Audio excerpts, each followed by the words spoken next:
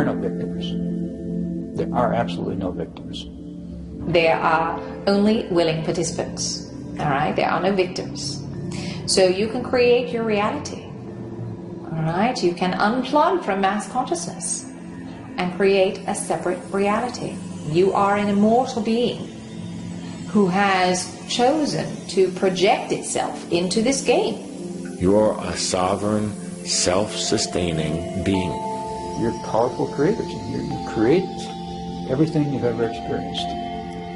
And the only alternative to that is to make yourself a victim of fate or whatever, of my mother and father's mistreatment of it, or whatever.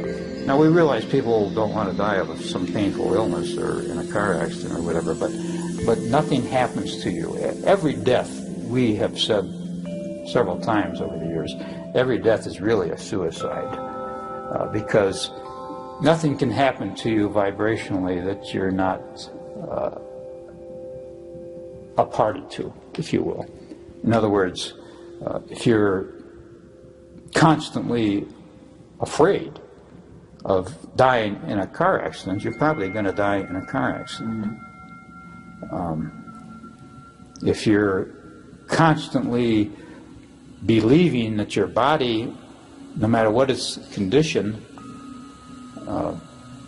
healthy or unhealthy, has the resources to bring itself back to a state of perfect health, then you're going to achieve that state of perfect health. So, if someone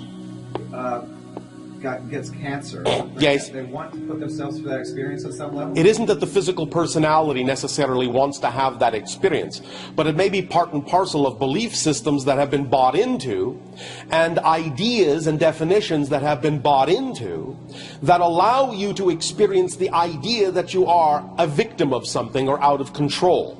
But the idea is to learn through that you're not, and that you actually can create something else, that you actually can transmute that idea, that experience, into something else, or learn from it in a positive way. And the thing to also remember is that regardless of what happens to the physical personality, the spirit, the being, the consciousness is eternal and infinite, and has the capability of experiencing a number of things. And even though it may experience for a time the idea of something that causes it pain and suffering, it is a temporary experience that the soul can nevertheless use to its benefit. You know, pain serves its purpose. It is a catalyst for change, because if you were happy and content all the time, you probably wouldn't move, would you?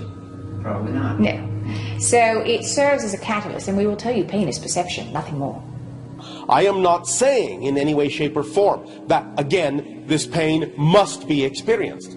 I am simply saying that it is part and parcel of the definition of the reality that you have decided to experience, the physical time-space reality. Such things are possible in that experience. But the idea is to learn through that experience that you actually don't have to suffer, that you can remember you are creating your life, and you don't have to be the victim of belief systems or definitions that say you are out of control. The basis of your existence is freedom. You all have free will.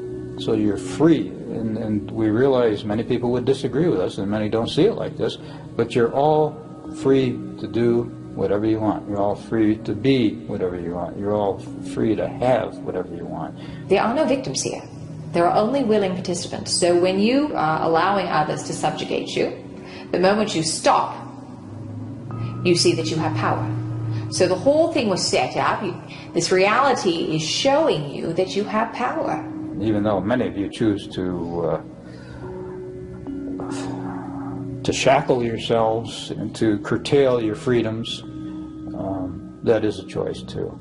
But you are free.